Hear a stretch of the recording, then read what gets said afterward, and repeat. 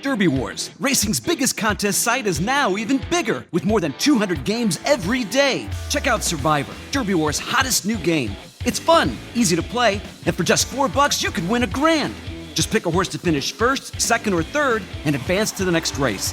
With daily payouts and games starting every hour, you'll see why fans are racing to play Survivor.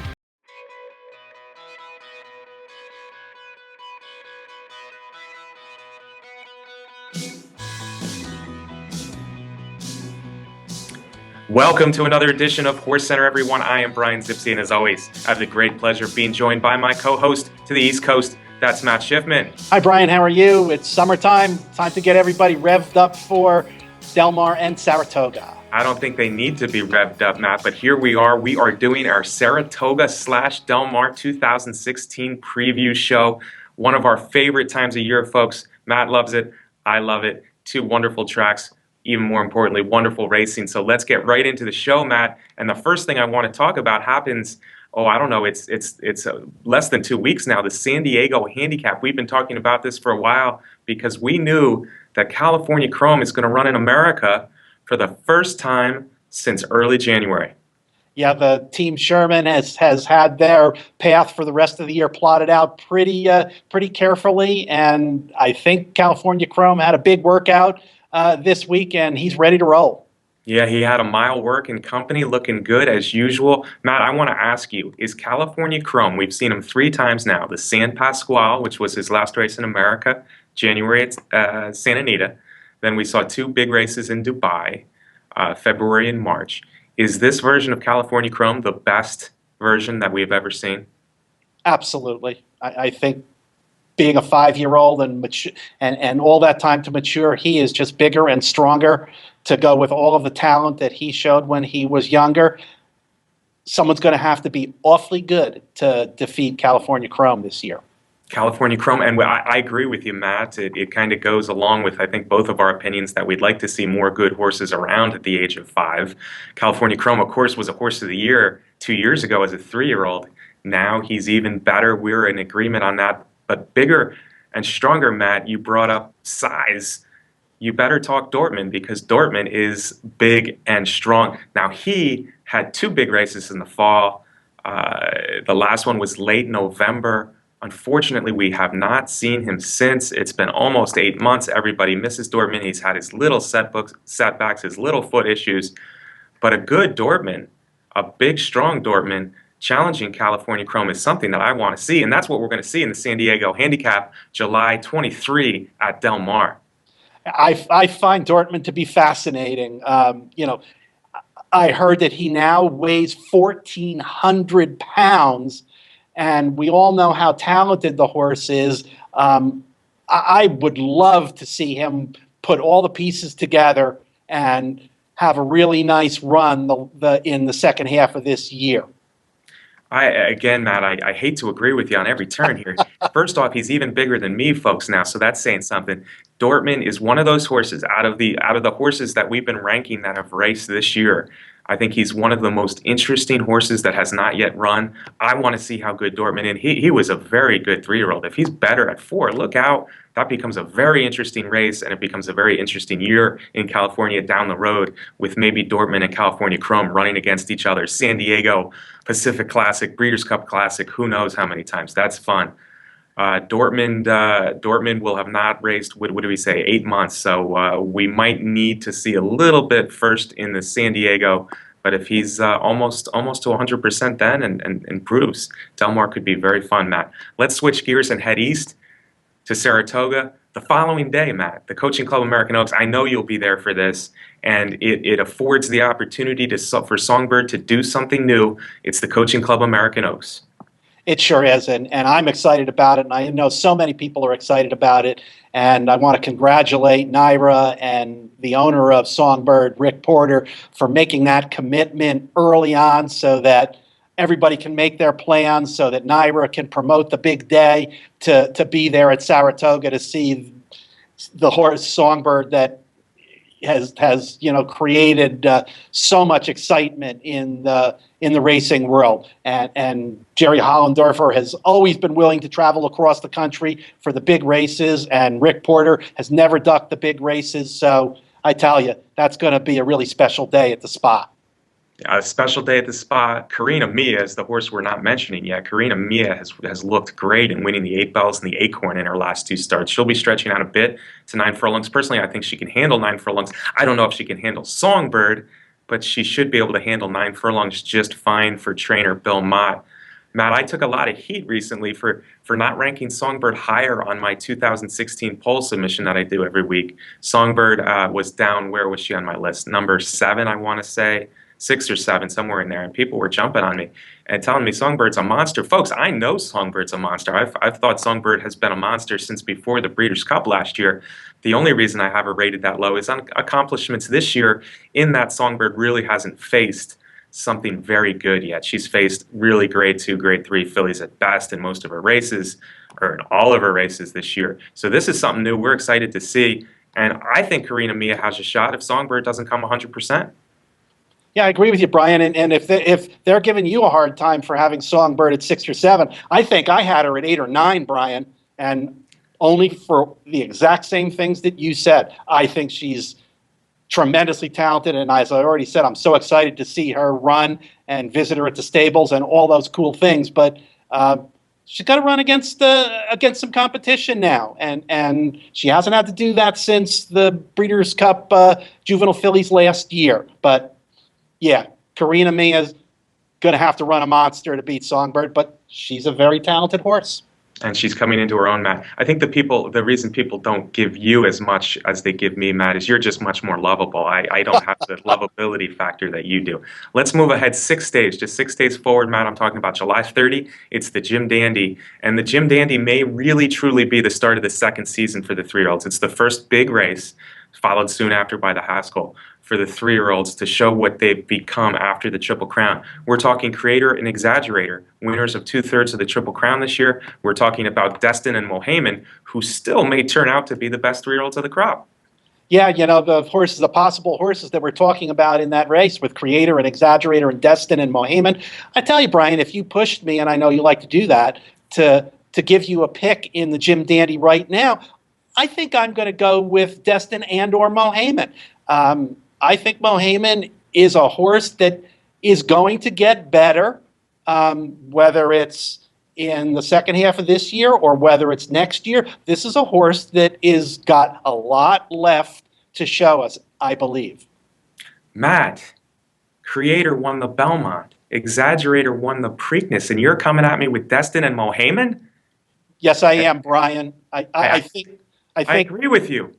I agree with you. Destin's got the most speed of the 3. He came within a whisker of winning the Belmont. I like Destin. I've always liked Destin. Mohaymen, I like a little less than Destin, but Mohaymen has the advantage of skipping the Preakness, skipping the Belmont. He's been pointed for the Jim Dandy and the Travers ever since he ran a good 4th in the Kentucky Derby. I think Mohaymen is a huge threat in here.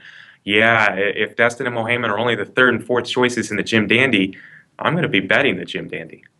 And I don't know, Brian, we're going to have to find something to disagree about, but I feel the same way. It'll come, Matt, don't worry. All right, that same day, we have the return of Flintshire. Now, Flintshire hasn't been away that long as he ran Belmont Day, and Matt, it was a jaw-dropping final quarter mile for Flintshire. When he turned it on in the Manhattan stretch, it was a joy to see.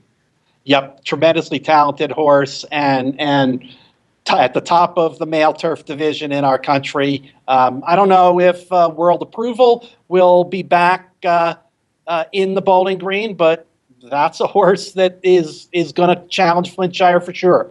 Yeah, World Approval ran huge down at the Jersey Shore in the UN, so that would be another nice challenge for Flintshire. However, neither Matt nor myself feel like Flintshire has a real, true challenger yet in the distance turf game, and the Bowling Green, probably the sword dancer for Flintshire, but the Bowling Green's the first one. It'll be on July 30, Jim Dandy Day, so we're all looking forward to more from Flintshire.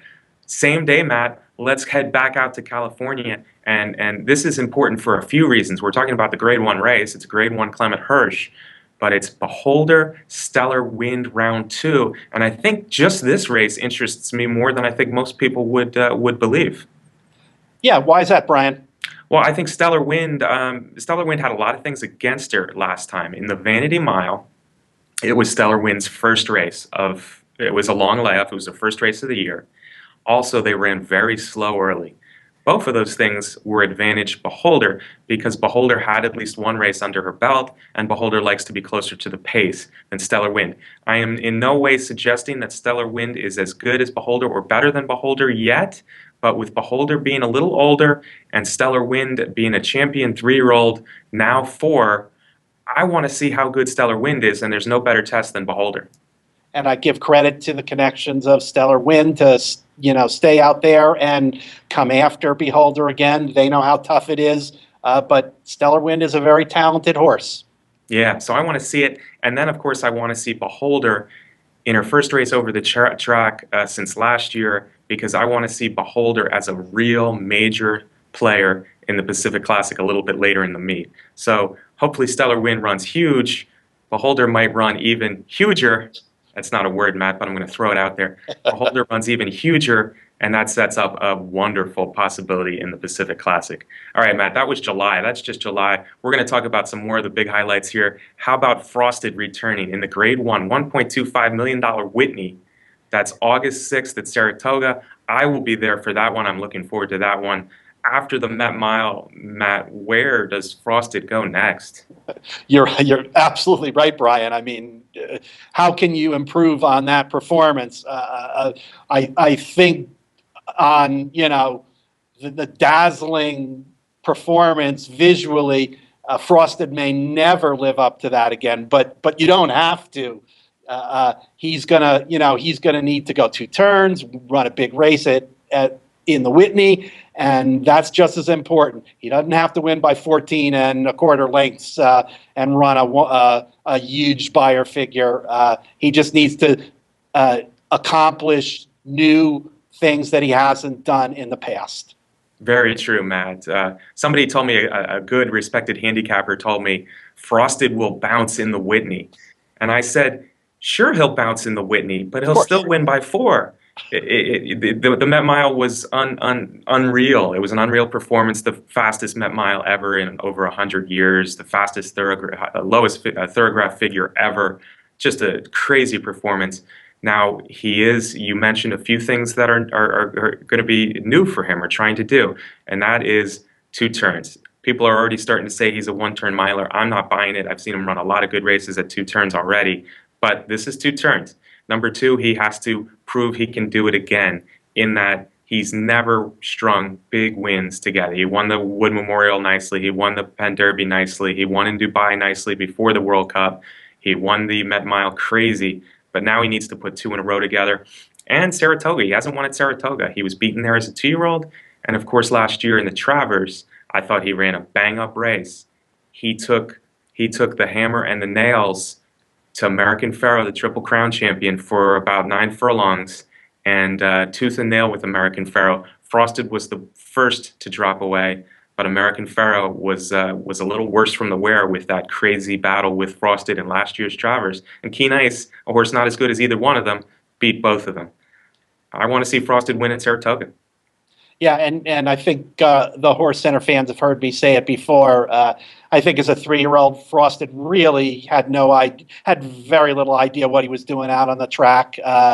And now as a 4-year-old, he's a whole different racehorse, and it's going to be exciting to see him answer those remaining questions in Saratoga and the Whitney. Yeah, I agree, Matt. And he's never been the most professional horse in the world, so it'll be interesting to see if he can become that. And if he can, look out. He might be the best horse in America. A week later, Saratoga, it looks like the wonderful turf mare, Tepin, is going to return to the place where she last was beaten. Matt, you remember that, the Ballston Spa from last year where Tepin looked home free inside the 16th pole and DeCita came and got her.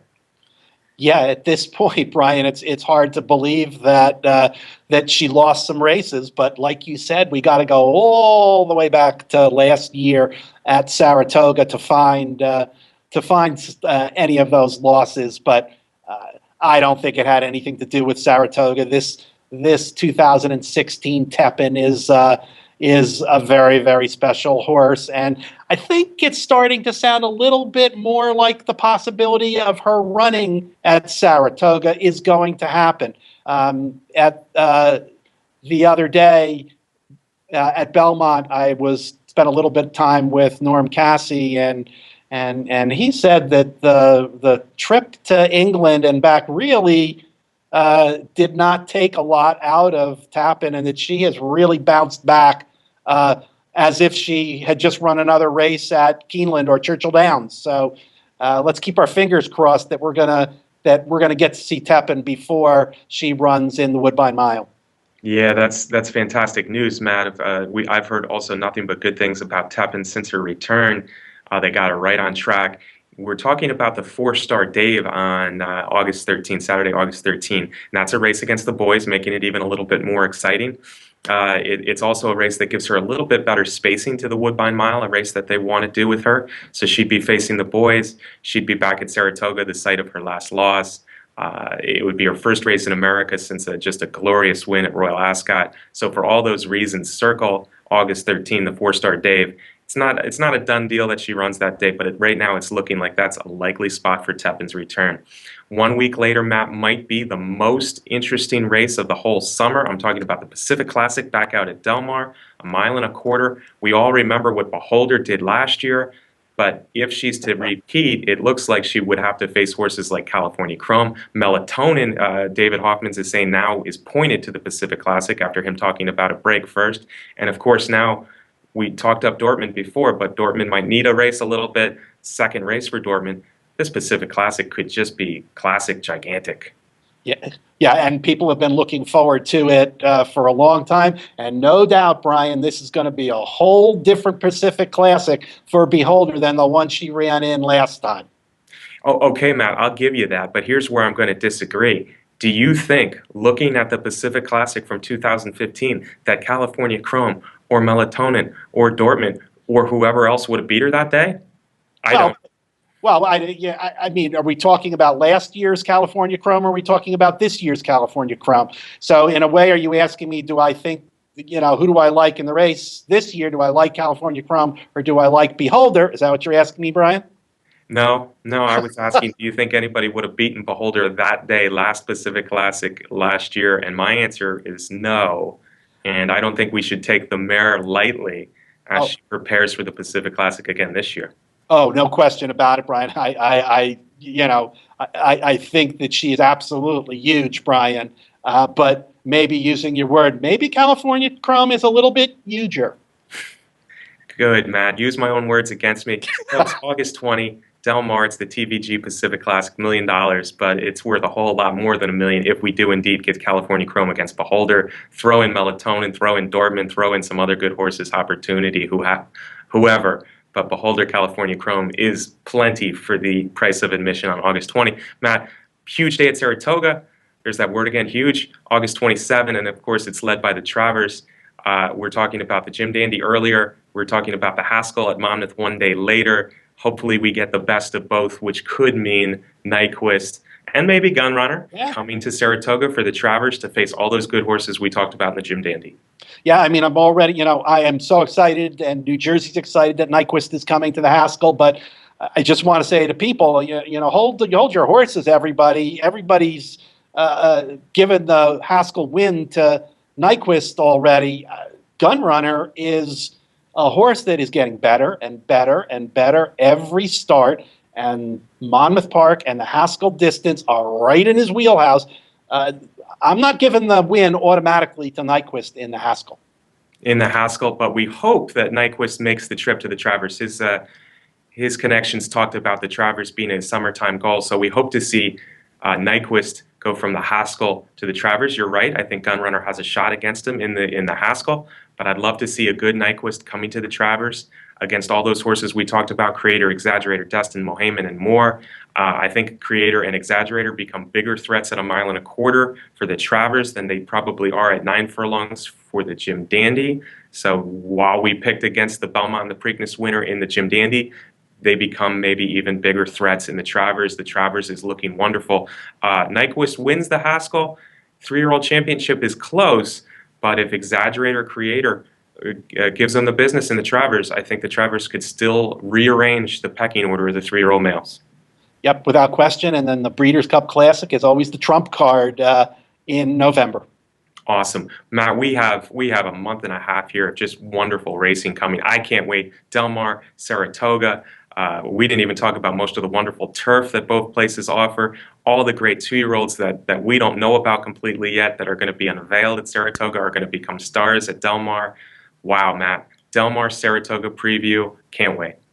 Yeah, without question, Brian. And we've talked about a few of the races. There's 15 Grade 1s at Saratoga this summer. There's 5 or 6 Grade 1s at Del Mar this summer. And so many big name horses getting ready to see what they can do in those big races on the West Coast and the East Coast. I'll see you in Saratoga also.